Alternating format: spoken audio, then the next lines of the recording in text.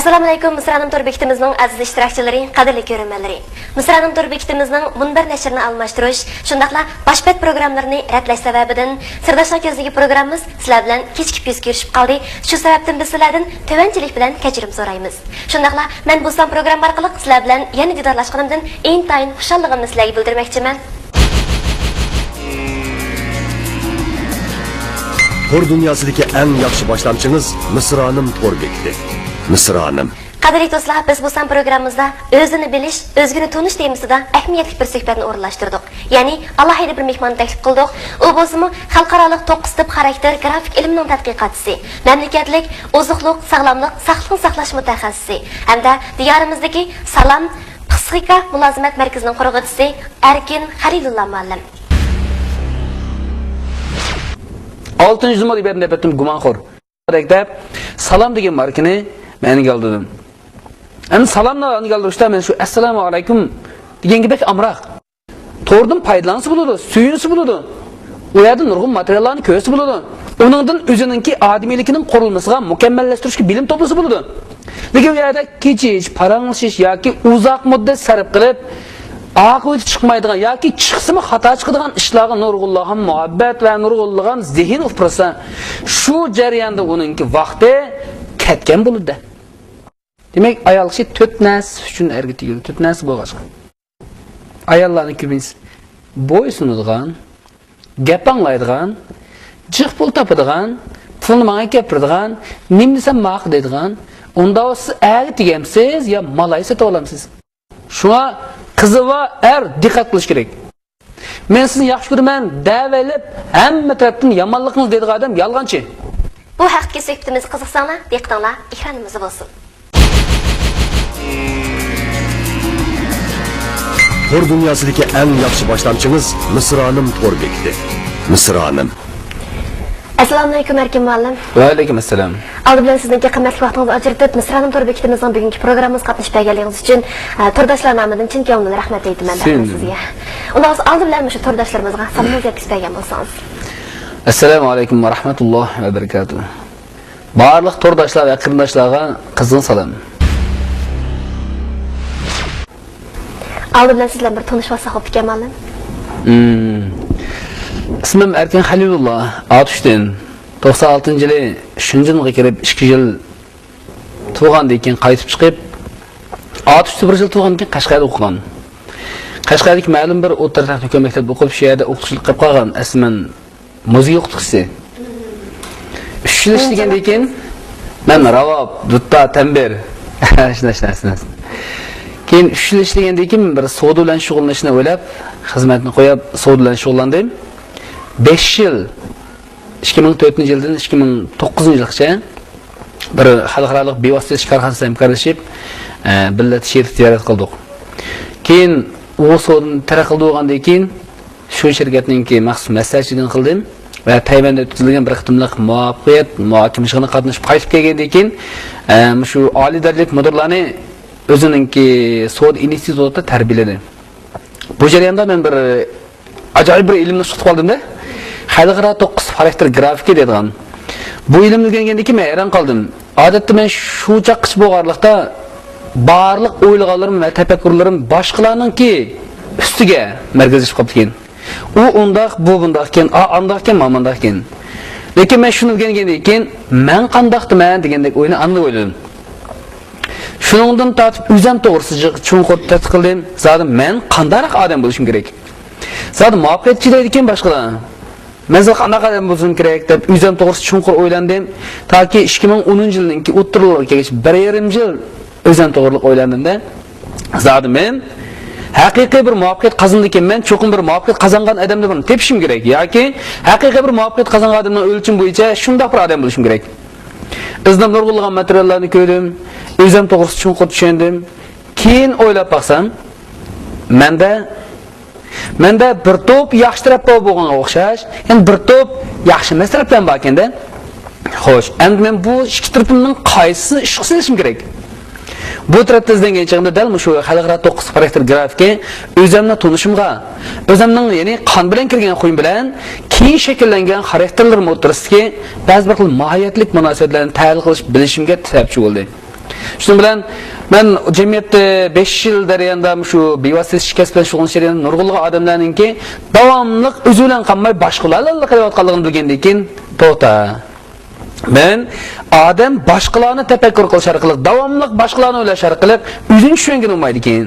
Shunga avval o'zining zehnini o'ziga bir markazlashtirib, boshqalar u borki, ma yo'qkin degan o'yinga menda nima bor, menda nima yo'q degan nuqtaga markazlashtirish kerak. Men mush tarafdan bir xizmat qilsam bo'ladek deb salom degan markani men keldim. Endi salomni olgandirishda men shu assalomu alaykum deganga bek amroq. Ben davamlı kimni ko'rsam, ko'zim uchrashib qolsa assalomu alaykum deyman. Masalan sizga assalomu alaykum mana. Do'stlarimizga assalomu alaykum deyishkim amroqda. Bu mening odatim. Shuni salom degan markani keltirib, xarakter grafik ilm orqali har bir odam bilan odamning o'ttirisiga inoqligi va bir-birisiniki yaxshitiribni ko'rishiga bir sababkor bo'lay degandek qilib, salom psixik maslahat mulozamat markazini qurib chiqib, shuning bilan hozir boshqalar bilan o'ttirimizdagi inoqlikni surdigan, o'zaro ikki odamning bir-birini his qildirish uchun o'zini o'ziga to'ntadigan va o'zini o'ziga so'g'izadigan, o'zini o'ziga besib oladigan bir xil nuqtalardan tafakkur qilyapman va izlayapman. Shuni biz salom psixik maslahat mulozamat markazida biz 9 xarakter inoqlik tuproqida bir tuproq laylash orqali maxsus oila, korxona va shaxs birlik qilinib, xarakter grafik ilm orqali ularning o'zini o'ziga his qildiramiz va o'zini o'ziga yuksaltiramiz. Kepoz bir ma'lum. Musharlar so'rasam sizdan shu xarakter 9 tip xarakter grafiki degan o'zini turdoshlarimizga tushunib bergan bo'lsangiz. Bu xalqaro 9 xarakter grafik ilmi deganimiz ayni vaqtda shu milodidan 2500 yil burun Pifagor xotirlarida xotirlanishicha bu 9 cho'qibulun yulduz nazariyasi deb xotirlangan. Keyingi bu asr davomlashtirish jarayonida nurg'unlagan shu boshqaruvchilar, demak imperatorlar o'zininki boshqarilayotgan xalqlarni yoki o'zining odamlarini boshqarish uchun uningki xarakteriga asosan ish tutib boshqargan. Demak bu 9 tip xarakter deganda har bir odamninki o'zining tayiqida o'zini ergan. Bunda bir hikoya bu yerda saqlanib qolganda buni yerim mintiq atrofida bir qabila boshlig'i bu grafik ilmidan foydalanib o'xshash savol so'rgan bir to'p odamga o'xshamagan javob berib hammasini rozi qilgan.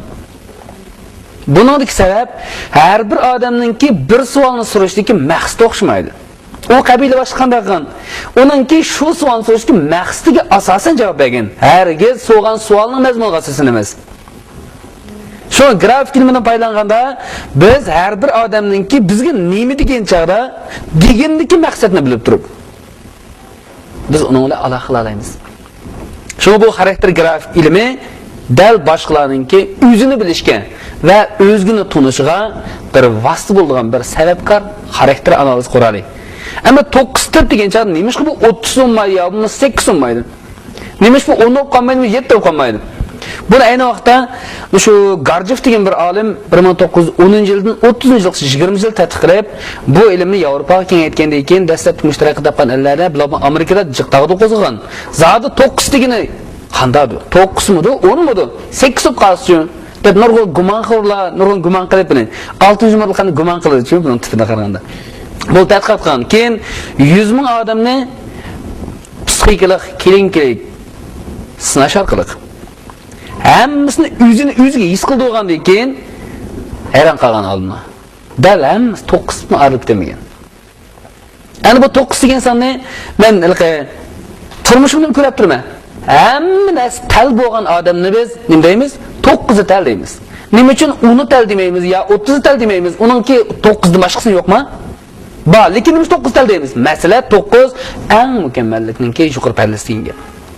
Onun için biz san sanasına 1, 2, 3, 4, 5, 6, 7, 8, 9, 9 edilen san yok. 9'lı var. Bir repiyası 10 olur da bu. Şuna sanlarının hoca kısmı 9 olur. 9 plant deyimiz. Plantın aran 9 yok. 9 plant deginimizde barlık plant doluk degin gap. Bir plant mı kememez, bir plant mı uçkamaz degin yapılır. Şu 9 degen bilen bu xarakterini nisbatlaştırıp qargan chagimda haqiqatan odamlarning hammasi yer shar bir tal odammi ushqamas, bir tal odammi kam emas. Yer shar barliq odamlarning ichidan yaxshi odamlar deb qaralgan odamlar va yomon odamlar deb qaralgan odamlar tampon bo'ladi. Bu ishinde ashunda bo'lg'ach bu yer shar shunda go'zal taraqqiy qiladi. Bir odamda bir top eski taraf, bir top yaxshi taraf bor. Bu ikkisi teng bo'lg'achqa bu odam o'zgacha odam bo'ladi. Odam bo'ladi. Agar hammasi yaxshi bo'lsa, tashib ketadi. Shuning uchun 9 deganimizda xarakterlarningki mukammallikka qaratildi. Mayli uning xarakteri qanday bo'lsin, u mukammal shu. Uning aziltib ko'paytirish masalasi emas, shuni bilish kerak. Shu mohiyatni bilish kerak. O zodi men kim deganni o'ylash kerak-da. Uning ustiga 9 sifatniki biz ismlarni tarjima qildik Uyg'urchaga. Ma'lum shadlan bir 9 sifat sanab bergan tariq bilan qisqa tushunib bergan bo'lsangiz. Ha, rahmat. Birinchi numurliq deb atalgan bu bir to'p odamningki davomli hammashiningki inch qalqinlarga aniq isbotga va uch oshkor bo'lishga, qarning qora, oqning oq bo'lishiga eslab elishi va tuxumdan tukundirdi deb qaralishi, tirnoq ostidan kirzaydi deb qaralishligi dal sabab uningki birinchi numurliq deb atalishi demak mukammal parastlikdir. Onu biz mukammal parast deb atadik. Shu odamlar to'pi qon bilan kirgan qo'yda u yo'qolib ketmaydi. U ko'zini yumib ochsa atrofidagi bo'ladigan va bo'lmaydigan ishni mana deb bilib oladi. Ikkinchi numurliq deb atalgan odamni biz o'ylab qo'ygan bo'lsak, u o'zining manfaatidan kechib davomli boshqalarga manfaat beradigan, o'zining ishini qo'yib turib davomli haqni ishini qiladigan. Agar boshqalarga yordam qilganchada qabul qilmasa, shunda azoblanadigan bir to'p saxovat xumar odamlarni ko'ramiz. Bunu biz ikkinchi numurliq deb ataganligini bayqadik. Bu nima uchun ataganligini biz tadqiqotchimizda saxovatchi desak, hammadan saxovatchi. Endi xumar deb aytishimizga sabab u shu saxovat qilishga xumarlashib qolgan. Uning yanchida pulimiz qanday qiladi? Boshqalarga yordam qilish uchun hayotdan qazilib yordam qiladi-ki, kim qazilsin bo'g'idi. Bo'g'isi nima qildi? Hech qisi yo'q. Demak, o shunaqa odamlar bor-da. Bu odamlar biz saxovat xumar ikkinchi numurliq deb o'ylaymiz. Endi ularni haqnin deb qaraydi. Bu degan ahmoq. Ahmoq deb qaraydi. O'zida bo'lmagan chaqda ba'misi bo'lmaydi deydi. Lekin uning qalbiga hayajon, qon bilan kirgan qo'y, boshlig'i ba'maydi bo'lsa, uningki mohiyati yo'qolib ketadi. Demak, u mohiyatni qo'llash uchun haqi beradi bu. Uchinchi numurliq qiziq. Bu uchinchi numurliqni Yevropadagilar shu Amerikadagilar taraqqiyot topganlarningki atish bilan Jungo cho'nqurlik atishi bizning atishimiz asosan mana farqlandi. Boshlar buni muvaffaqiyat tipi deb qaradi. Men buni ko'rsatish tipi deb qaradim. Muvaffaqiyat tipi desak, bu muvaffaqiyatdan boshqa hech nima bilmaganlik bo'lib qoldi ekan. Ko'rsatkichi deyishimizda, u 3-numurliq odamlarningki barliq ish faoliyatlarga qarab baqsam, u barliq ishlarni boshqalar e'tirof qilsin ekan, ko'rsin ekan, derkin. U necha million pul topganligini xushhalligim deb qarmaydi ekan. Shu pul tepish jarayonida haq ko'rsa, ajab tirishayotdi deb xushhallik qarar ekan. Va topganligini boshqalar tepibdi deb xushal bo'lgan. Tepibdi deb xushalamaydi u. Demak, u o'zining barliq tirishganligini boshqalarga ko'rsatishni birinchi o'rin qo'ydi. U ko'rsatmay deydi-yu, lekin ko'rsatmay qolmaydi. Chunki u qon bilan kirgan qo'yni u yuz boshqaramaydi. Ko'rsatmay chidamaydi. Chidamaydi u. Chimiki uning qilganishini ko'rmasa, u shunda xafa bo'ladi. Men qilganimni ajab bilmadim. Şu buna şiir manga deymiz. Şiirlab qo'ysa eng yaxshi manga. Lekin şiirni misal bu eng azobli. Lekin 6-numurliqning şiirisi gumonli. 4-numur uchun buni biz fojialik, romantik deb buni o'z tartibiga tarjima qildik. Chet elda shunday deydi. Nimish buni romantiklikning fojialigini qo'shimiz deganda, bunda odamlar tipi romantiklikni haddan eshiriydi. Amniyatda haddan eshib ketgan narsa ancha yaxshi bo'lmaydiganligini hammamiz bilamiz. Qanday shiriydi? Bu 4-numurliqlarningki ko'pinchisi san'atkorlar va tasavvurga boy bo'lgan, lirik, ashna bir estetik tuyg'uga boy bo'lgan bir xil kino artistlar chiqadi bu. Bularning eng chong olayidligi o'tmishdagi go'zal kunlarni o'ylaydi va hoziri yo'qolib ketganligidan ma'yuslanib yig'lasa, kelgusi go'zal kunlar keldiganligini o'ylaydi, umidlanib qo'shiladi va tek kelmaganligidan ma'yuslanadi. O o'zining kunlari eng yaxshi o'tgan chaqda hammadan eng yaxshi ko'rdi. Lekin o'zining kunlari ancha yaxshi o'tmagan chaqda hammadan bo'jib qoldi. U yolg'iz o'tirdi. Men shunda o'zgacha. Men qanday qilsam bo'lar? O butun ko'zini yumib tasavvurga boy. Onun ko'zidan yosh osonla chiqadi. Azroqni tanqid qilsa, qizdirib birdan bir yig'laydi bu 4-numur.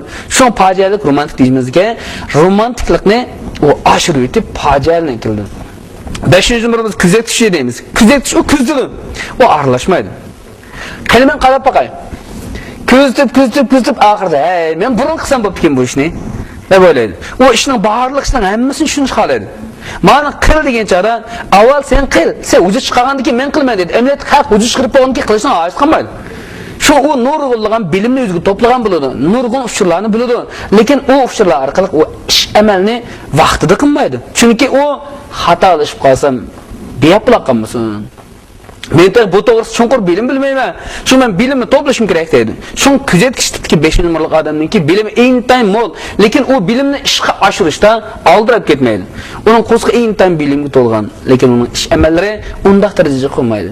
Shu undan biz suyunimiz, chunki u bilimlarni boshqalar beradi, boshqalar qiladi. 6-numar ibadətdə etdim gumanxor.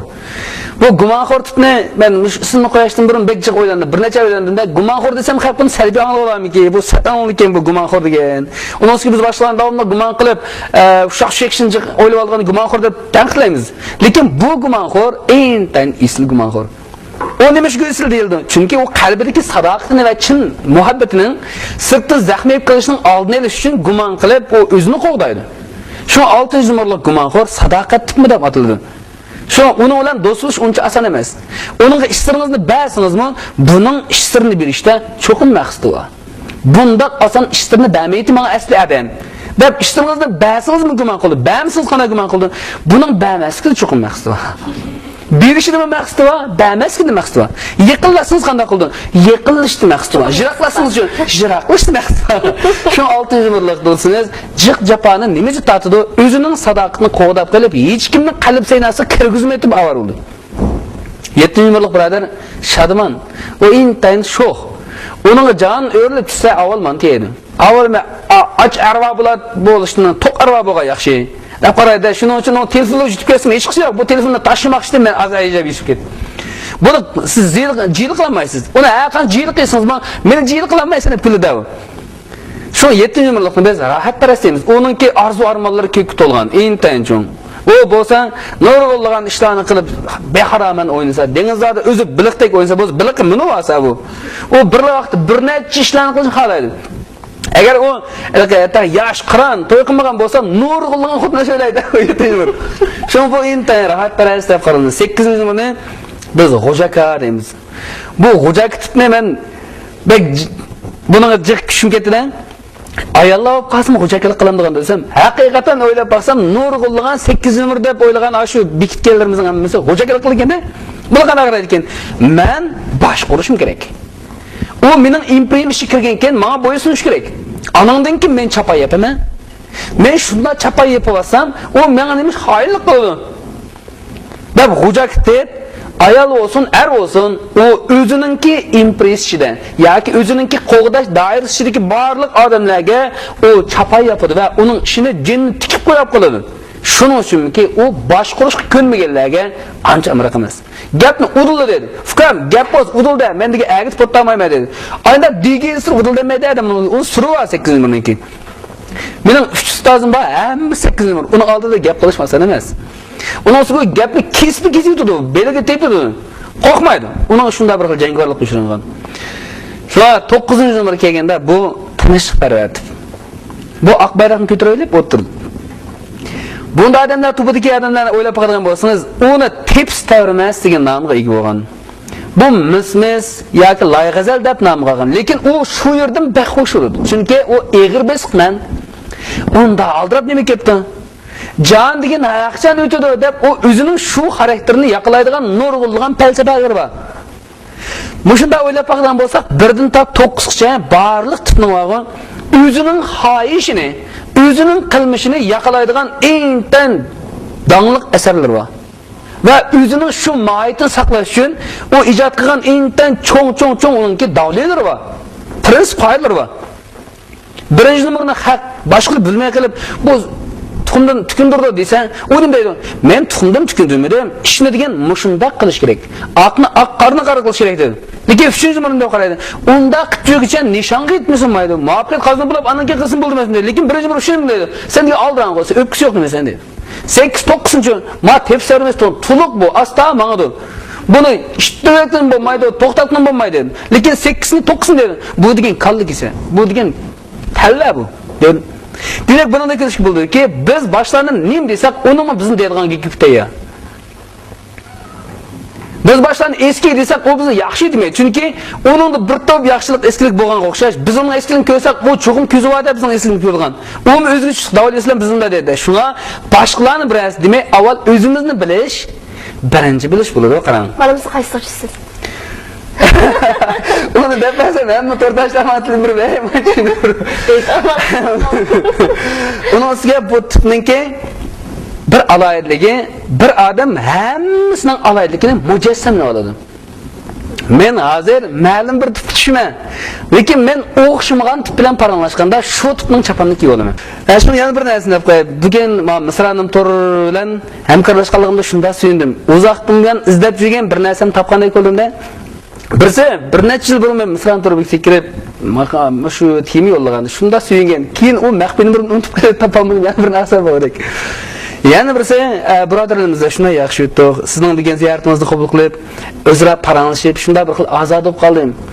O'zim degan intan xushal chaqlarim. Ekran oldi do'stlarim shunda xushal.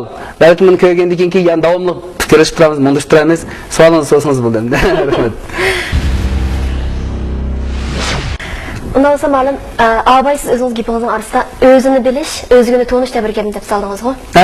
Şu gapning özünü bir tushunchib. Ya Allah.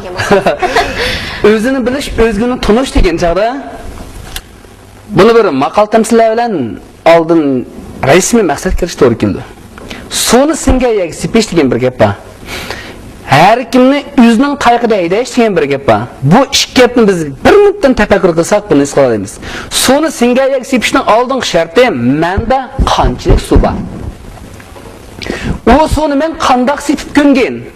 Xo'sh, unda bo'lsa sepiladigan ya qanchalik miqdorlik suvni ko'tara oladi.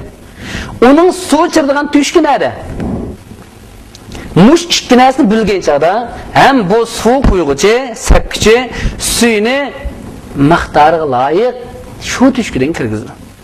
Agar qanchalik suv borligini bilmasa, o suv sepilganini qanday bilmasa, bu qalaymiqan sepildi suvni. Demak, gapni qalaymiqan qildi degan. Nurg'unlagan yaxshi gaplar nima uchun qilinadi va yaxshi ishlar qilinmaydi? Nurg'un yaxshi gaplar deyiladi, nima uchun yaxshi ishlar qilinmaydi? Masalan, deyilgan yaxshi gap bir suv desak, qilinmoqchi bo'lgan yaxshi ishlarni biz singdirilgan ya desak, yaga mos kelmagan suv qanday singdi? Bu bir. Yana bir har kimning o'zining tayoqida deymiz. Uning tayoqi degan qanday tayoq? Bizning tayoqimizda uning tayoq haydildigan tayoqi. Mos kelmasa biz uni ursaqma bo'lmaydi-da. Shuna uning mangadigan tayoqini bilish uchun bizda qanday tayoq borligini bilish kerak-da. Bizda qanday tayoq bor? Bizda birinchi numurli tayoq bo'lsa, ikkinchi numurli odamni ursaq o'ladi. Biz chuqum taqlidiy ikkinchi numurlikning tayoqini bizning tayoqimizga yo'gab turib urish kerak-da uni.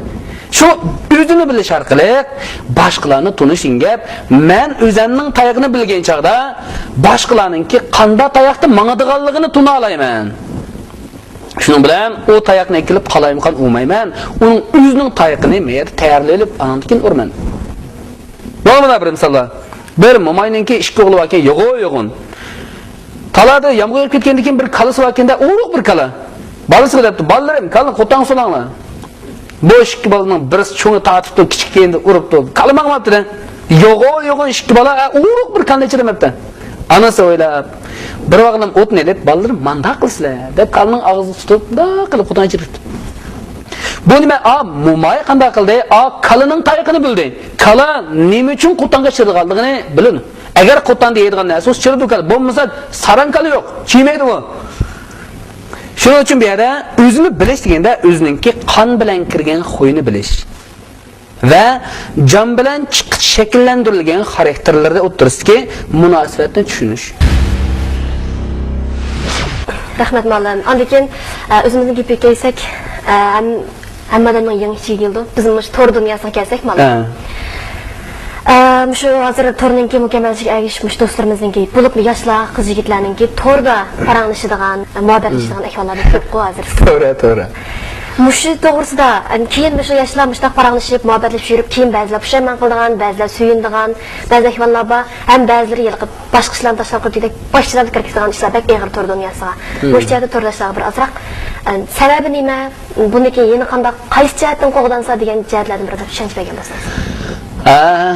Men tordaşlarninki torda va chiychida mungdashib muhabbat izhor qilishni men ikki tarafdan tushunaman. Birinchi taraf bu intayin yaxshi.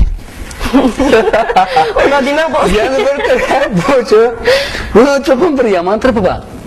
Endi bir yomon tarafin degan chog'da uning yaxshi tarafini ko'zga solsak, mening bu salomga munosib bo'lmaydi. Buni aqlli odam his qila oladi. Endi qarang, bir odam turmushida eng tayin xotirjam, muhabbat izhor qilgan jufti bor, bolalari bor yoki do'stlari bor. Shundoq bir xil huzur, halovat yashayotgan bir odam, shukr qanoat va sabr toqatni do'st qilayotgan bir odam hargiz tunimagan birisi bilan muhabbat izhor qilishmaydi. To'g'rimi aytam? Men o tunimaganlar bilan muhabbat izhor qilish, paranglashni tushuna olishimdagi sabab ularningki men qalbini tushuna olmayman. Ular tunuydigan odamlardan o muhabbatli gaplarni deb deyilmagachga tunimaydigan odamlarga deb fuqadan chiqmoqchi. To'g'rimi aytammi? Ha, to'g'ri aytanglar. Yana birisi nurg'ullan do'stlariga dadin to'kab bersa, g'ayvat qilib uning ishvog'ini o'rtiydi. Lekin tunimagan odamga g'ayvat qilib bersa, u g'ayvat qilolmaydi rasman. Shuning bilan bu haq ku orqali bosh tunimagan odamlarga muhabbat izhor qilib, o'zininki to'lib toshgan muhabbatini sal pastga o'chirdi. Ko'lning suvi chiqmasa, ko'l suvi sesitganga o'xshash. Uning qalbidagi cheksiz muhabbat boshqalarga borgan chaqda do'q qushiraydi va rad qilinadi. Nurg'un tunish bilishir uni so'ymaydi va suyulmaydi. Shundan bilan qalbi to'lib toshgan muhabbat nega bo'lish kerak? Uni chiqarib o'tay desan, bu ya chiqargan ko'l emas bu. Buni faqat shu tunimagan birisi chiqarish sabab. Tuniganlar desa gap bo'ladi. Demay desa deb bo'ladi. Shuning bilan tunimagan birisi deb bu muhabbatni chiqarib o'tadi. Shuning bilan bu muhabbat chiqarib o'tgandan keyin buning kendi o'zim berib qilib avasi qildi. Buni men to'g'ri tushundim. Endi buningda bir yomon yo'q bor. Bir odam o'zining muhabbatini boshqalarga bergan chog'da olmasa, uning ishi. Berish buning ishi. Shunga bu muhabbatim teshib ketdi. Men nurg'ulgan datlarimni hech kimga demmadim. Men tushundigan odam yo'q deb tunimagan boshqalarga buni to'kab, dadin to'kab sal pastga tushgandek qilgan bilan uning odamiylikdan iborat bir odam bo'lish jarayoni qaltib qoladi. Uningga berilgan muhabbat baqa berilgan muhabbat emas. O to'rda tunimaydigan odamga muhabbat bergandan taloqqa chiqib xo'shlisiga bersin. Ya uchirgan yetim misrlarga bersin o muhabbatni. Ya bir ojiz meyitchilarga bersin. Agar muhabbati bek teshib ketgan bo'lsa, yetim o'g'il ashuna bir xil bicharalarga bersin. Uni to'rdan nurg'ulgan vaqt chiqarib haqidagicha. Berdigan degan bo'lma salom kez menga bersin, men muhabbat muhtoj. Shuning uchun boshqalar bilan fikrlashib, muhabbat izhor qilish yoki u yerda nurg'ulgan axloqqa muxolif gaplarni davalish, ularni puxadan chiqqandek bir shaytonning depiq uslubidir. Amaliyotda u odam o'zini o'ylab baqsa, haqiqatan bu odamiylikninki bir xato qurilayotgan bo'ladi. Bir odamning hayotini misol qilsak, hammasimiz tug'ilgandan tortib o'lguncha hech kim bir kun o'tkazmay qolmaydi. Cho'qim kun chirib chiqish yani bo'ladi. Hammasimizning hayoti izchil damlash kelyapti. Birazimizning hayoti bir 10 yil to'ng'ilib, yana 10 yildan keyin tirilganimiz emas. Shuning uchun hayotimizni intan mukammal qurish uchun bizga ato qilingan muhabbat, bizga ato qilingan kuch-quvvat va madadlarni yo'lida odamiyligimizning yuksalish uchun xizmat qildirishimiz kerak. Muhabbet teshib ketdi, ko'lning suyini chiqaraman deb u turmaydigan odamlarga unda paransib yursa, birinchidan kompyuterga to'p ketadi. Ikkinchidan vaqt sarf qildi. Uchinchidan asli uningki qiladigan ishi qilib qoladi. Hech kim bizga vakolatga yashab bermaydi. Bizga tegish ishni vaqo hech kim vakolatdan qilib bermaydi. Biz qilamiz uni. Bizga kishini bizga qilib o'tmasak, at kishiga at bo'lmasmi?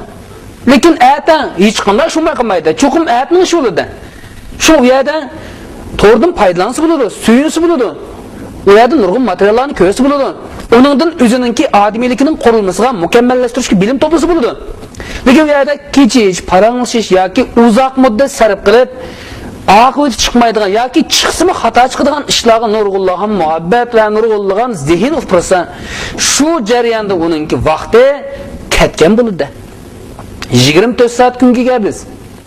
Unda olganda bu 24 soatdan 1 soatiniz sizningki es qatmaydigan yoki sizga munosabati yo'q, badek turgan bilan u yaxshi bo'lmagan ishlarga sarf bo'lgan chog'da sizga tava vaqtni 20 soat qiladi. Agar 4 soatiniz shuni ajratib ketsa, 20 soat qiladi. O chog'da sizga berilgan 24 soat baqaga berilgan emas-da.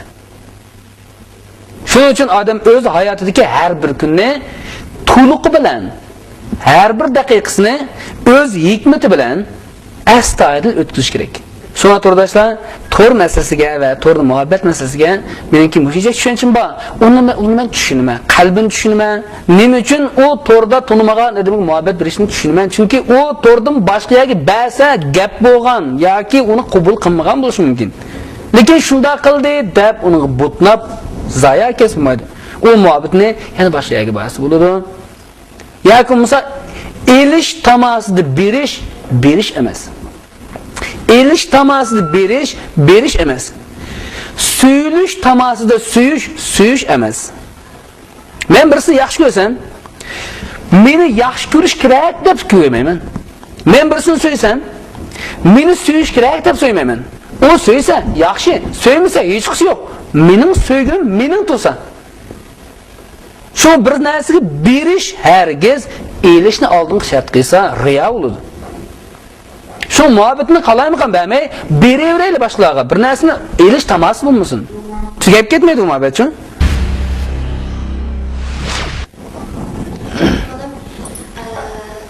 Shu bugungi programmamizni taklif so'rash degish eng chong savolim edi. Bizning hozir shu Uyg'urlarimizniki, bo'lib shu yoshlardagi ro'yi tushkunlikniki. Hozirgi sababi nima? Shu to'g'risida andan mishniki hal qilish usuli, yo'llar to'g'risida azroq bir turdoshlarimizga ta'lim bergan bo'lsangiz. Endi yoshlarga bo'lgan umidvorlik va umidsizlik o'rtasida bir narsani tahlil qilsak bo'ladi. Onda bir gapni yakunlab chiqdim yaqinda. Haddidan oshgan tamoqxo'rlikningki natijasi g'oyat zo'r umidsizlikning boshlanishi degan narsa. Nemishki bu g'oyat zo'r umidsizlikning boshlanishi dal haddidan ziyoda tamoqxo'rlikning natijasi bo'ladi. Oddiy bir misol. Siz bir do'stingiz bilan 10 minut ichida yoki dal soat 1 da bir yerda ko'rishmoqchi bo'ldinglar. Siz 10 minut burun bordingiz. 12:50 o'tdi. 12:55 o'tkicha sizda umidsizlik bo'lmaydi. Chunki 5 minut bor. 12:58 o'tdi. Tutmamaysiz, shunga 2 minut bor tursa. 12:59 o'tdi. Umidsizlanmaysiz. Chunki 1da deyishgan emasmi? 1 bo'lib bo'ldi. Kelmadi. Lekin umidsizlanmadingiz. Nima qildingiz? Tamoq qildingiz. Yana ozroq kelamiki? 5 minut turib turadi. 5 minutning kelishini tamoq qildingiz. 5 minut kelmadi, 1dan 5 o'tdi. Ya'ni sizning u qarshilik bo'lgan muhabbatingiz yoki uningdan kutadigan tamoyingiz qachingiz to'shmadi. Shuni yana tamoq qildingiz. Uni saqlab qo'ydi. Demak bu yerda 1dan 15 o'tib ketdi. Asta-asta 1.5 bo'lib ketdi. Buning bilan siz umidsizlik boshlaydi. Bu umidsizlikning boshlanishiga nima sabab bo'ldi? Tamoqxo'rlik sabab bo'ldi. Nima tamoq qildingiz? Kelishim tamoq qildingiz. Agar siz uning kelishi bilan qaringiz yo'q, ashad o'tirib o'zingizning kitibini ko'rgan bo'lsangiz, material ko'rgan bo'lsangiz, hech qisi yo'q. Hanim bo'lsa, haqni kechiktirgan, uken men emasman. Men mushad o'tdag'ach material ko'rib olsam texim yaxshi. Uyamga berib qilg'ashimni mushad qilsam bo'ladi emasmi? Ziminning nerda bo'lsa men shu yerda yashayman. Deb u yerda o'zingizning materialni ko'rib, kitobingizni o'qib o'tasiniz. Bu yerda siz uningdan bir narsani tamoq qilmagan bo'lsangizda, sizda umidsizlik bo'lmaydi. Mushundan bilishi bo'ldiki, mayli Uyg'urlarimiz bo'lsin, mayli qaysi millat bo'lsin, qaysi inson bo'lsin, boshqalardan haddidan ziyoda bir narsaga tamoq yesag'on umidsizlik boshlandi. Chunki har bir odamga rizqni adam bermaydi. Har bir odamning tamoqini adam bermaydi. Adamdan bir narsa tamoq qilolmaydi va tamoq qilish mumkinchiligi yo'q. Tamoq qilib qolsa umidsizlik boshlandi. Shu haddidan ziyoda oshgan tamoqxo'rlikning natijasi cho'qim umidsizlikning boshlanishi bo'ladi. Xo'sh, endi bizningki xalqlarimiz ichida ba'zi bir xil yosh qarindoshlarimizninki umidsizlanishi dal tamoq bilan munosabatlik. Xuddi ularga o'qish bitgandan keyin xizmatni birisi akab berish kerakdek.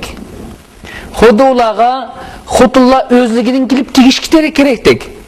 Xuddi ularni boshqalar kelib baqaga elish kerakdek. Xuddi ata-onasi tuqqanlik sababli uning barliq ishlarini ko'tarib olish kerakdek. Xuddi uning bu ziminni yashqanlik sababli zimin uningga barliq oltinlarini chiqarib berish tegishli. Hech chiqmasmi? Demak, u nima deydi? Hamma ishlarimni dars qilib bas bo'ldi. Meni tuqqandan keyin u dadam manda qilib berish kerak edi. Deb dadasini tamoq qildi va onam tuqqandan keyin manda qilish kerak deb onasini tamoq qildi. Aka bo'lgandan keyin manda qilmamdi deb akasini tamoq qildi. U akasi xuddi inim bo'lgach, meni mani qilib bermam deb inisini tamoq qilgan o'xshash. O'zaro bir-birisidan bir narsa tamoq qildi. Chimiki o'ziga nisbatan chunqur tushunib, men hech kimdan tamoq qilmay, o'zimning ishini o'zim qilishim kerak. Chunki menga hech kim yashashib bermaydi. Hech kim menga vakolatan bu dunyoda qilmishimga javob bermaydi. Hech kim bu dunyoda menga vakolatan turmush qurish bermaydi deb o'yladigan. Tamoqxo'rlik tashigan chaqda umidsizlik umidga aylandi. Chunki u odam o'ziga qaytib kelgan bo'ldi. Shuna eng muhim narsa, har qanday bir odamda yosh bo'lamdi, qari bo'lamdi, aqli bor bo'lgan tirik insonga nisbatan aytgan chaqda birovlardan bir narsani tamoq qilish umidsizlikninki baxtlarni asas chiqaradi. Chunki uningdan tamoq qilgan kuni dal u bermaydi. Boshqalardan xushallik tamoq qilishmi? Tez to'xtaydi. Amaliyotda boshqalarning bizga yordam qilish iqtidorining bor bo'lganligi, cho'qimki uning bizga yordam qilishining shart ekanligini darak bermaydi. Boshqalarda bizda yo'q narsa bor bo'lganligi, bizga uni berish kerak ekanligini darak bermaydi. Bizning ojiz bo'lishimiz hargiz kuchliklarningki kuchni berib turish yoki berish kerakligini darak bermaydi. Shuna boshqalardan tamoq qilmay, faqat o'zining kuchiga tayanib, o'z ehtiyojini bayqab, o'zining iqtidorini o'zi joriy qildirish orqali o'zini faqat o'zila bir nuqtaga yuksaltira oladi. Boshqalar yordam qilsa, shukr. Rahmat. Yordam qilmasa, hech qisi yo'q. Shu boshqalardan chimiki tamoq turgan, u tamoq qilganiga to'ydi. Chunki umidsizdi. Chunki qarshi har qanday bir odamningki buning orzusini qandirolari madori yo'q. Shuning uchun yoshlar deydigan, mening yurakdan hech kimdan tamoq qilmas kerak. Navs ma'lum shu bizdagi insonlardagi ikki xil sog'lomlik, psixik sog'lomlik bilan tan salomatlik. Ya'ni mijoz xarakter bilan shu tan salomatlikniki foydasi. Bu tan salomatlik bilan psixik salomatlikningki shariklanishini birdan tafakkur qilsak, odam ikki narsani tuzgan bo'ladi. Birisi tan, yana birisi ruh. Har qanday bir odamda psixik hodis shakllanish uchun uch narsa bo'lishi kerak. Birinchisi uning tini bo'lishi kerak. Ikkinchisi uning tinida jini bo'lishi kerak. Uchinchidan bu jini bor bo'lgan tanga sirtdan yoki ichidan g'idiqlay oladigan va ta'sir ko'rsatadigan bir g'idiqlig'ich lozim. Faqat ichi va teshidan bu jini va odamga bir narsa g'idiqlanganda, buningdan qo'zg'algan narsani biz psixik holat deymiz. Buningdan qo'zg'algan kayfiyatni biz psixik holat deymiz. Psixologiya ilmida shu jini va odamda shakllangan psixiklik hodisining shakllanish, taraqqi qilish, yo'qolish qonuni tasdiqlanadi. Endi bu tan bilan bu jonning qanday munosabati bor? Bu yerda bir narsa bir chiqib keldi. O'ylab baxsam, men 30 necha chiribdim. Har oyda 30 kun yashab keldim desam, hech kim gumonlanmaydi. Men 30 necha yilgacha o'ylab baxmadim desam, hammasi shunday. Haqiqatan men tug'ilgan tatib hozirgacha yashab baxdim, o'ylab baxmadim. Biroq o'ylab baxmadim deyman. Buning ishongandan keyin har kun tamoq yedim desam, hech kim gumonlanmaydi. Men 3 vaqt tamoq kelyapman. Bir vaqt tamoqni 500 gram desam, kunlik 20 kilo tamoq yeyman-da. 30 yil degan chaqda o'ylab baxdim. 16 tonna tamoq yeyman. 15 tonna tamoq yeyman deyman. Bu tenimga kirib chiqib yuradi. Demak, ma tanda bir narsa xurg'achqa tamoq yeyish kelib chiqadi. Hech narsa xurmagan bo'lsa, xuddi mashinaga bakka mayjalab qo'yib bir necha kun yemagan o'xshash. Bizni biroq joyli yutib, buni 20-30 vaqt tamoq yeyib, biroq tutsang bo'lardi. Ya bo'lmasa bir qachli yutib, girmanning adami mashinasi o'xshash. Bir necha yil tutsang bo'ldi, lekin biz kunda almashtiramizdan. Demak, bu tan deydigan bir narsa. Tanninki har kuni xo'ratgan narsa miqdori va uning turlariga asosan to'liq yeyilish kerak. Sümürlüp beden gelişki anladaki normal halet davamlaşır. Psikolojik için. Ruhiyet degan masala kelgancha bu inta murakkab bo'lgan bir xil soha ruh ilmi degan. Lekin bir narsani bilamizki, bizga kelgan bir uchur bizdan qaytgan chaqda o'zgacha qaytadi. Shu boshqa munosib qanday bo'lganda, tanning ehtiyojini qondirib turganga o'xshash, ruhning ehtiyojini qondirib tug'liq. Tintan buzuq bir odam, masalan, kesel bo'lgan bir odam kulanmaydi. Onun ayaqancha ro'yibek ustun bo'lib ketib shishi qaqalab 700 ming rahat para so'g'an bo'lsa-mu, o badalarini kesib olsa, u yer bir so'qalsa, o vayjon deb kulalamda kulanmaydi u. Shuning uchun tanni mukammal saqlash bilan bir vaqtda halol narsalardan, halol rizqlardan yeyish, pokiz narsalardan yeyish orqali yeyish bilan chiqarishni tartibini saqlab turib, yeyishga o'lcham qo'yish kerak. 3 o'lcham ketadi. Birisi badandan nima kam bo'lsa, shuni yeyish. İkinci, qanchalik kam bo'lsa, shunchalik yeyish. Uchinchi, qachon kam bo'lsa, shu jar yeyish. Mana bu yeyish bo'lgan 3 talab. Mening mush hayotim 30 yilda eklab chiqqan narsan, mush.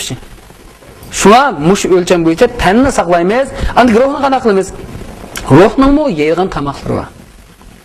Odatda tenimiz 3 vaqt tamoq yegan bilan ruhimiz 5 vaqt tamoq yeydi. Bu miqdori o'xshamaydi. Shuning uchun shuni aytaylik. Uningdan boshqa yaxshi gaplarni yegilik. Boshlarni arasida madiyalash, maqtash, yaxshi gaplarni yetpagilik degancha bizning shunday gap bo'lsa, uningdan shunday gap chiqadi. Shuna demishakencha bir narsa deyishga to'g'ri qoldi. Bizning xalqimizda uni qiysi yomon bo'ladi, buni qiysi yomon bo'ladi degan bir gaplar bor. Men bu to'g'risida yaqinda o'ylab qoldim. Agar osh yomon bo'ladi degan narsa yaxshi bo'ladi o'zgarsa, bu xalq o'zgarar ekan. Addi masalan, cho'nglarni hurmatlamasa yomon bo'ladi. Bu gapning to'g'rilik darajasi 100%. Endi masalan, cho'nglarni hurmatlash yaxshi bo'ldi degan gap uning mandal bir aylanishi. Kichik bir bolaga o'ylab qo'ying. Bolam, cho'nglarni hurmatlamasang yomon bo'ladi juma desa, u kichik bola turgil. Men cho'nglarni bir to'g'anda hurmatlamab boqay. Qanday yomon bo'lganda deb sinab baqsan, u hurmatlamab boqadi-da, cho'nglar uni nima deydi? Deb ajabsiz cho'nglabsan sen. Degandiki uning ko'ngli bir og'riydi va dal shu ko'ngilning og'rish badaliga cho'nglarni hurmatlamasa yomon bo'lganligini bilib oladi. Anda bir badal qilib, xo'sh, yana bir o'ylab qo'ying. Bolam, cho'nglarni hurmatlasang yaxshi bo'ladi degan gapni qilsaqchi, men cho'nglarni hurmatlasam qanday yaxshi bo'lganini bir sinab boqayjima deb bir hurmatlab boqib cho'nglarni keyin isil bolam, axloqli bolam, pechet bolam, mushundaq bola bo'lsa degandiki uning qanday qalbi shodlanib yaxshi bo'ladi. Va hurmatlisi yaxshi bo'lganligining isbotini ko'rdi. Demak, bu yerda nima bo'lsa, nima bo'ladi masalasini deyish intay muhim. Uni qilsang yomon bo'ladi, buni qilsang yomon bo'ladi deganning o'yiniga, ani qilsang yaxshi bo'ladi, ani qilsang yaxshi bo'ladi deganni o'zgartirishlar umidvorlik kelib chiqmaydi. Shu yoshlar deb yoshlarni tultishlab tatib yagim yo'q. Men yoshlarga bilan u yoshlarni qilg'ashni qiladi, qirlarni qilg'ashni qiladi, bolalarni qilg'ashni qiladi. Hamma odamning bu zamonda yashayotgandikin yetarlik majburiyatlari bor. U yoshlar cho'qim hamma ishni qilish kerak emas-da. Qirliqninki o'z navbatidagi majburiyatlarni ado qilishdan suyunish kerak. Amaliyotda va yoshlarga umidvorlikni qirlar berdi. Demak, yashanganlar berdi. Demek nima desa, bir odamning zihni qaysi nuqtaga markazlashsa, shu nuqtadan o chunqur bilimiga aylaydi. Bu deganlik, ani qilsang yomon bo'ldi desa, dal u odam shu to'g'risida chunqurroq narsa tushunchiga bo'ladi. Mani qilsang yaxshi bo'ladi desa, u odam dal shu qiz yaxshi bo'lgan ish tarafdan chunqurroq bilimiga bo'ldi. Shuna biz yomon bo'ladi, yaxshi bo'ldi masalasi kelgan chaqda, uni qilsang yomon bo'ldi, buni qilsang yomon bo'ldi, ani qilmay yomon bo'ldi, mani qilmay yomon bo'ldi. Yomon bo'ladining o'rniga dal biz yaxshi bo'ldigini o'zgartirsaqlar, nurg'unish o'ngishlidir. Masalan, bir odamning ish qiziq ekanda, birisi cho'ng, birisi kichkina 10 necha yoshlarda edi. U odamning bir do'sti kelib mehmon bo'lish uchun uyga kelishdan burun ish qizini tarbiyalaydi ekanda, qizim, kelgan tong'larninki buni sal cho'ngroq. Qatti buni qarabsan manglar. Bo'lmasa, u tong'lar nima qildi deganki, o'sha qiz bulduq dedi. Gap bo'lgandan keyin u odam dedi ekanda, qizim, kafe damlanglar degandan keyin kafe damlab kichik qizi asta ko'tarib chiqib, hali qadamninki oldiga kelgandan keyin, "Tog'a, bu sizning burningiz degidek. Kallasi nima? Buni qaramayman degan bir narsa.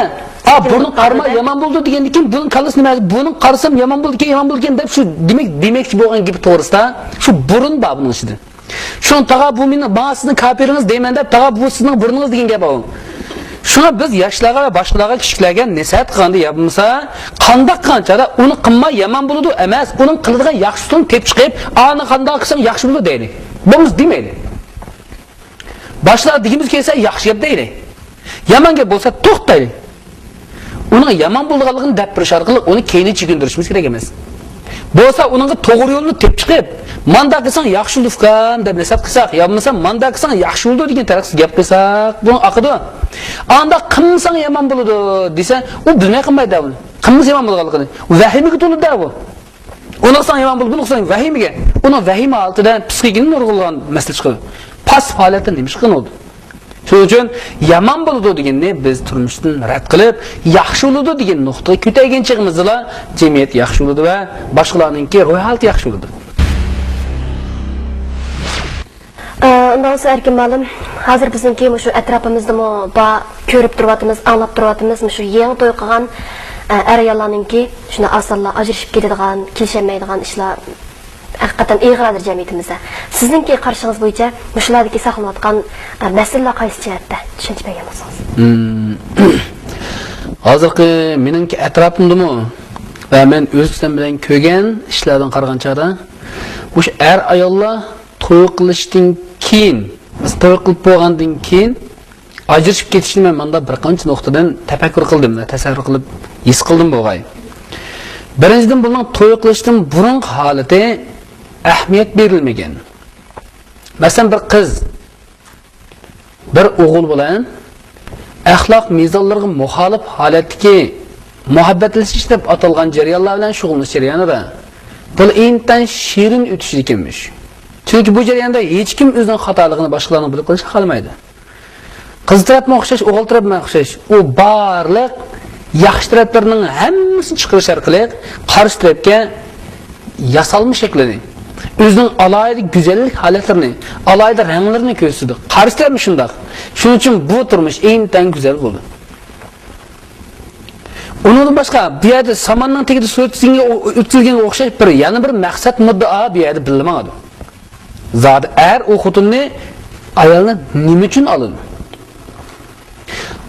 Qiz va erga nima uchun tegadi? Bu ikkisiningki elish va tegishlik maqsadi to'y qilib bo'lgandan keyingi turmush hayotiga ketkazadi. Agar bu u qizlarningki go'zallik va chiroyiga asosan uni olsa, qachonki uning chiroyi o'chdikin, shu chaqda uningki to'xtaydi.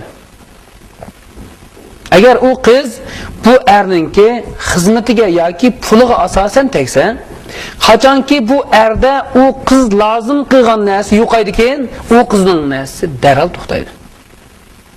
Bu yerki maqsad va muddaoninki pek kichikligi, pek cho'peligi, uning to'yqandan keyingi hayotining pek qisqa va cho'pelini keltirib chiqadi. Demak, niyat a'lo bo'ladi bu yerda. Agar bir o'g'il bola u qizni elishdagi maqsadi uningdan nurg'un narsani o'ndirib olish bo'lsa, to'y qilgandan keyin qiz olgan nurg'un talab qo'ydi. Tamoq qildi. Yiliq o'ndirmoqchi bo'lgan narsani tamoq qildi. Uni u qiz berishni xohlamasli bo'ldi tugishdi. Qizga o'xshash. Eriga tegishdagi maqsadi bir narsaga erishish bo'lsa, to'y qilgandan keyin shunga erishmoqchi bo'ladi. Va u erishni xohlaganlikdan u erga nurg'un talab qo'ydi. Bu qachonki u ayolning talabini ijobat qilamasa, darhol ajrashadi. Shu bu yerda to'y qilish degan nuqtaga nisbatan tushuncha to'y qilishdan burungi qiz o'g'illarda to'liq bo'lish kerak. Xo'sh, to'y qilish degan nima? Nima uchun bir er bilan bir ayol to'y qiladi? Sen nima qilmoqchi? Buni kuzatgan bo'lsak, jamiyatdagi odamlarning ko'payishi dal ikki jinsninki bir oila qurib birlashish bilan munosib ekanligini bilamiz. Demak, bu to'y qilish inson avlodlarining ko'payishiga bir asos.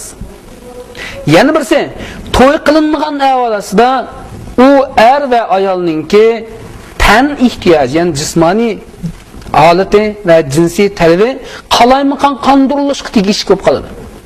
Shuning bilan bu yerda zino maishatlar ko'payib, axloqsizlik avjilib, bu yerda halokat ko'zlandi. Shuna bu yerda ikki narsa bor. Birisi insoniyat avlodlarini ko'paytirish, yana birisi zino maishatlardan saqlanish. Bu ikki narsani bu yerda to'y qilish orqali qanoat his qiluvni bo'ldi. Endi to'y qilib bo'lgandan keyin ajrashmasiz dal nima uchun to'y qilishga munosabatlik? Hozir ko'pincha erlarmi qiz olmaganchada xizmat olamikan deb so'raydi. Yoki bo'lmasa, demak, menga lozim bo'lgan qandoq narsasi bor ekan u qizning deb so'raydi. Menga lozim bo'lgan nimasi bor ekan deb so'raydi. Hargiz uningga menda bor bo'lgan narsaning bor. Menga lozim bo'lgan nimasi bor ekan deb so'rashdan burun menda uningga bergidek nim bor deb o'ylash kerak o'g'il bola. Shaxsan yaxshi o'ylayman, menda zot uningga bergidek nim bor. Bo'lmasa men topay. Aqz olchun. Men buni tegsam nimani shula olaman masalasi emas. Men buni tegib nimishni qilib beralayman deb bo'lish kerak menda. Anadan keyin u ermo men mani elib men nimish qilib beraman deb izlansa, xotimi mani tegib men nimish qilib beraman deb qilsa, anan kim bu yerda bir ish qilish ikisi bir desizlar. Bo'lmasa bu ikisi faqat shu turib turib beradi. Shuning uchun to'y qilishdagi maqsad muddaosi to'y qilgandan keyingi turmushining umrga ta'sir ko'rsatadi. Shu bunda bir erlar va ayollarningki o'zaro to'y qilishdan burun qo'yilgan tartiblarni men yakunlab chiqishimda o'zimga xos bunda bir qarashtirim bor edi. Birisi bir er xotin olganchada birinchi uningki go'zalligiga qaraymish. Pul melg'iga qaraymish, nasabiga qaraymish va uning diyonatiga qaraymish. Demak, ayol kishi 4 narsa uchun erga tegildi, 4 narsa bo'lg'ashqa. Shuni er qanday qilish kerak? Ayolning dal diyonatini tutish kerak. Diyonat degan nima? Uning diyonati deganimiz yuksak axloq fazilatlarni o'zining hayotiy turmushiga singdirish orqali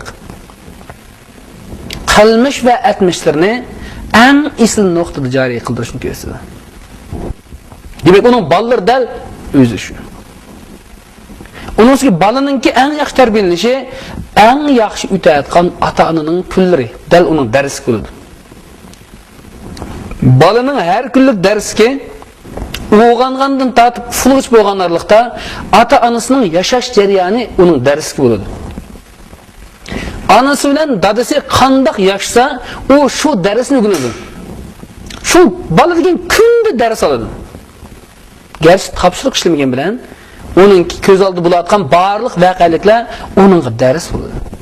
Shu ota-ona degan bir ma'rifchi, bir tadqiqotchi o'zining mas'uliyat majburiyatlarini ado qilish uchun avval u mas'uliyat majburiyatlarini bilish kerak.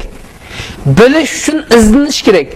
Eng muhim masala bu yerda er nimish qiladigan narsa u yerda. Ayol nimish qiladigan narsa u yerda.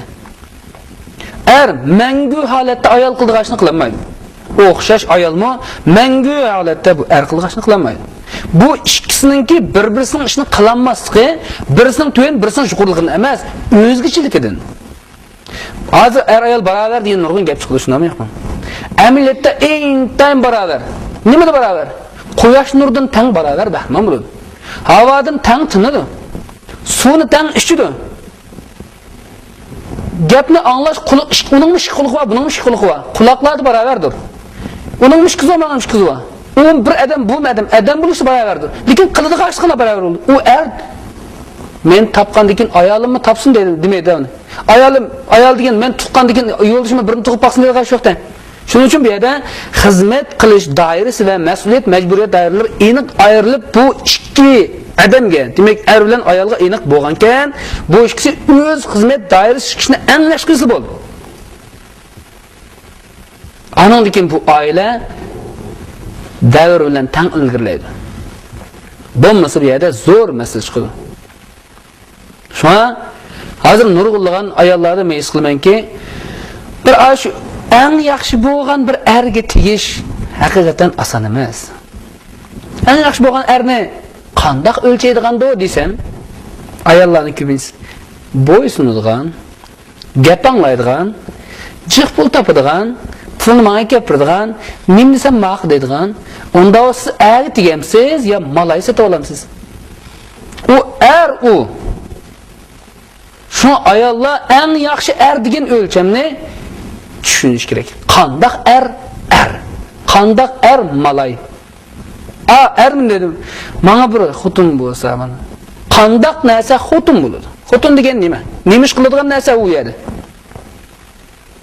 Shuning uchun bu ikkisiningki to'y qilishdan burun muhabbatlashish masalasi kelgan chaqda men buni muhabbatlashinglar deb davramga sanmayman.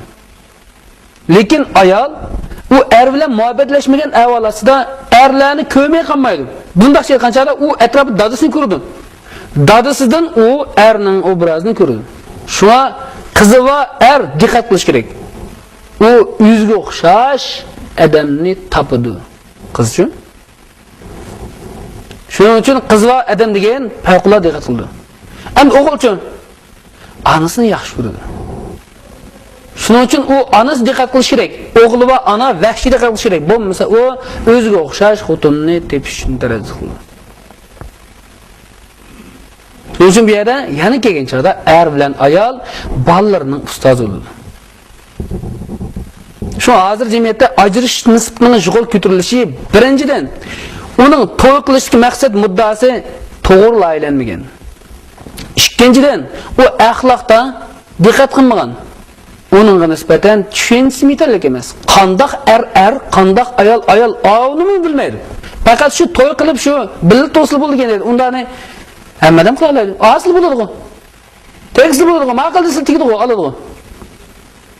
Yana bir tarafdan to'y qilishdan burungi barliq munosabatlarda odam haqiqiy mohiyatni oshkorlamaydi. Hech qanday bir odam o'zining bulumsizligini va o'zining nacharliklarini boshqalarning bilib olishni xohlamaydi deb butun kuch bilan yapsoydi uni. U chaqda to'y qilishdan burungi qilmishiga asosan uni andakin mandakin deyish sal baldo'liq keladi. Yana gap aylanib kelganda dal o'zining xarakterini bilish bilan qarshi tarafning xarakterini bilish orqali yana bu to'y qilishdan burungi tushunishni chunqurlashtirgan bo'ldi. O birinci numaralı xarakter olsa o mangu tüketmeydi onda şimdi. Mesela benim birinci numaralı bir dostum var. Mükemmel paras dostum var. O dostum var şu tuxumdan tükündürdü. Tırnak asısını kriz dedi. Onun bir narsasini yarış en tez. Bu halatını tek hiç özgertemeydi. Neymiş özgertemeydi? O özgertiş kudreti yok. Mesela o şundak adamını kanda düşünüşte. Shuning uchun to'y qilishdan burun cho'qim men kim? Mendek odamga qandaq odam qanday to'yiladigan-do deb bilish kerak. Shu o'zi to'g'risi chunqur tafakkur qilib, o'zining zodi nimamkan, nimam bor, nimam ortiq, nimam tuvan, nimam kichik. Narimni cho'ng aytishim kerak, narimni kichik aytishim kerak. Degandek o'zi to'g'risi chunqur tushuncha ega bo'lmagan odam boshqalarni xato qiladi. Xato qiladi degan nima? Buningga mos kelmaydigan narsani mos keladi deb qaraydi. To'g'ri deb qargan xato ishni qilib, xato deb qargan to'g'ri ishni nazardan saqlaydi. Shuni yana kelib, o'zini bilish orqali to'y qilishdan burun tayyorlikni tutqani bo'ladi. To'y qilishga maqsad muddani aniq, to'g'ri, lilla bekitish orqali u to'y qilgandan keyingi jarayonga ta'sir ko'rsatadi. Shuning uchun ajrish nisbati intan yuqori. Buningda men nurg'unlagan narsa his qilyapman. Ko'nglim o'zgacha. Nurg'un ajrashayotganlarni ko'ryapman va favqulodda bilmayman. Nima uchun ajrashayotganlarga qarata tushunchim bor. Haqiqatan bu narsani men umumiy dunyoning o'rinlashtirish qonuni xato ekan deyishdan tilim kuydi. O'zgacha mutlaq nurg'unlagan narsa o'rinlashtirishdan sir paydo bo'lmaydi va o'rinlashtirishdan sir yo'qolib ketmaydi. Masalan, menda qanday tuyg'u bo'ladi? Men qanday bo'laman? Menga zodi nima lozim? Menda zodi nima bor? Oddiy bir masala, boshqalar bilan do'st bo'lsam, haqdan menga nima keladi masalasi emas. Men boshqalar bilan do'st bo'lsam, mendan haqqim nima bor edi masalasi. Ana olsam, men uningga nima qilib bera olaman? Masalasi uning u menga nima qilib bera oladi masalasi emas. Shuning uchun o'zimizni o'ngshash orqali, o'zimizni tushunib bilish orqali, o'zimizni yuksaltirish orqali jamiyatni yuksaltirishga mumkinchilik bo'ladi.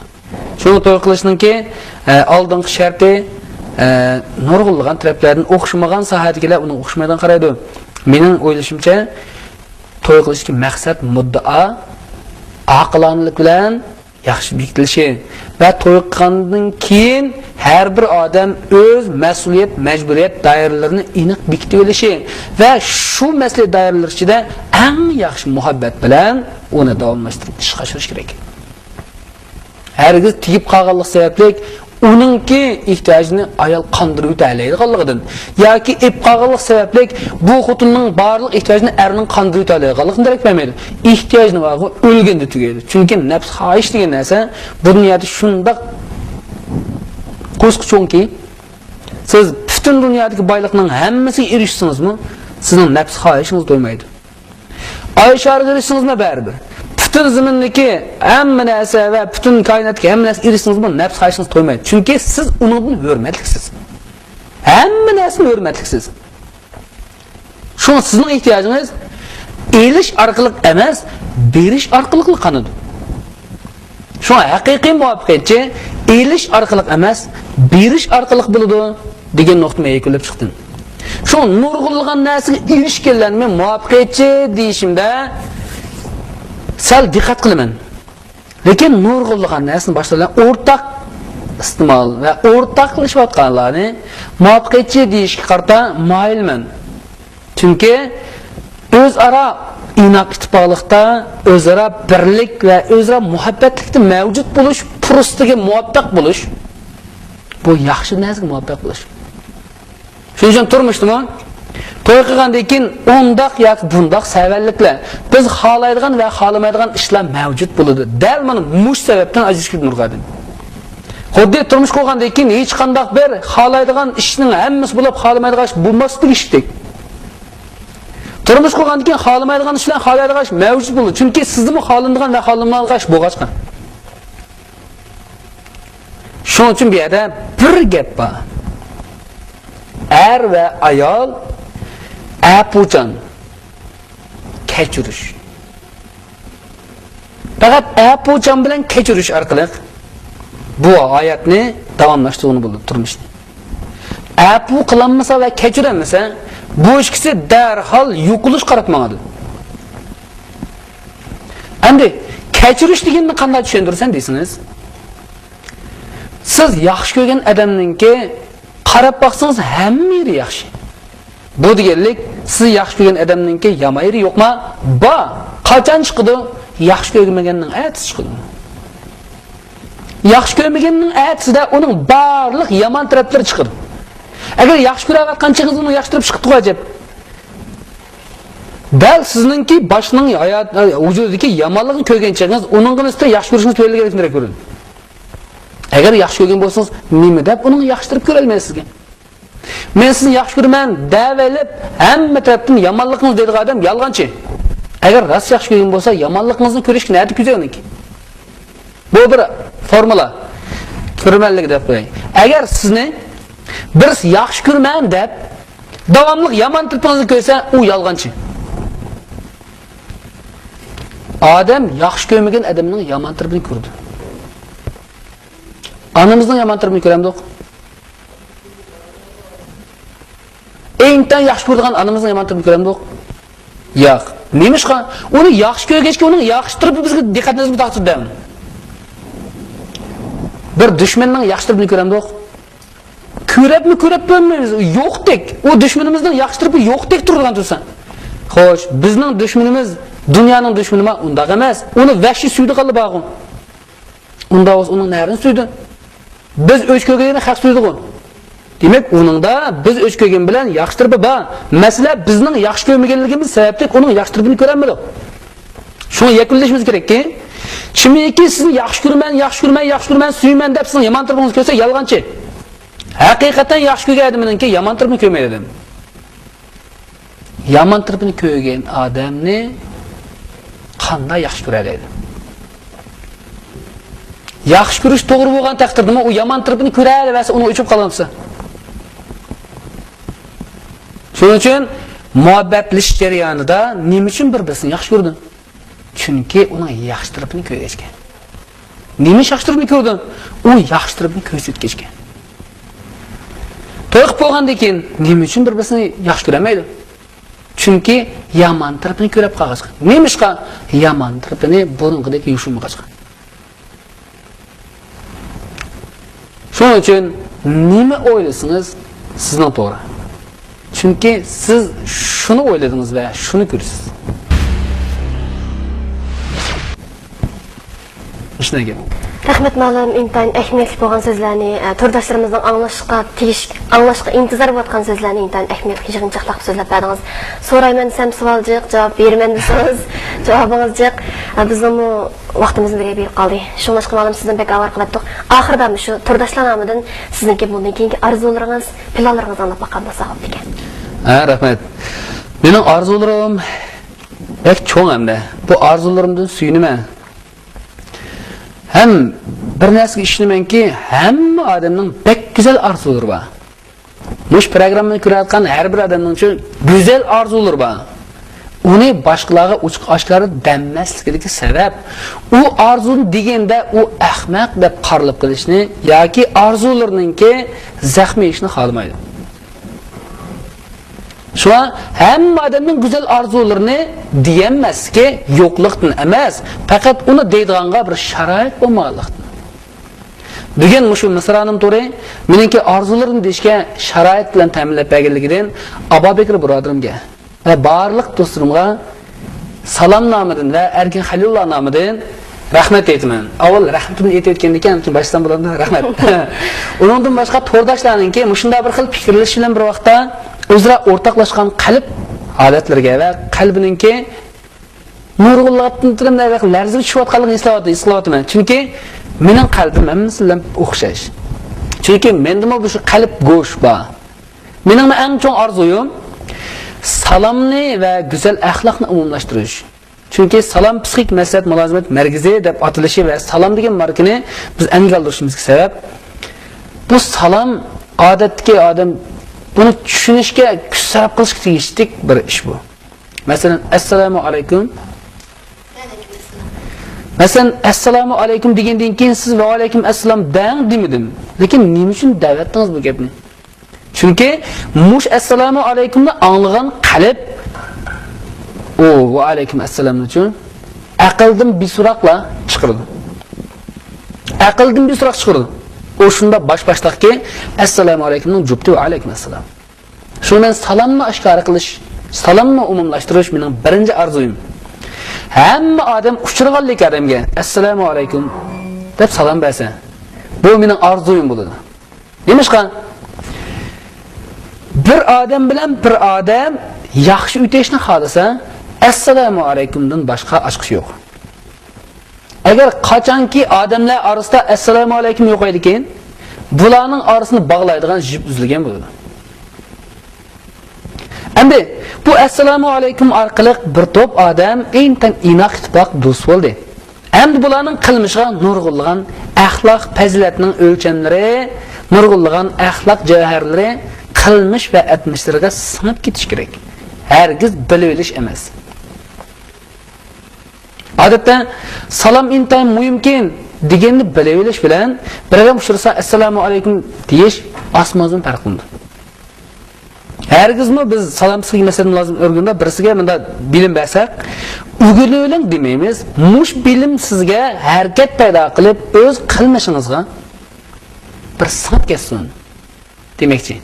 Shuni biz go'zal axloq fazilatlarning javoharlarini yig'ib akilib salomga xarakter grafik ilmininki kuchi orqali biz har bir qalbga birdan go'zal salom bilan go'zal axloqni qalbga o'rnatkizib yetib, uning qilmishiga singdirib o'tish salomning eng chong orzusi.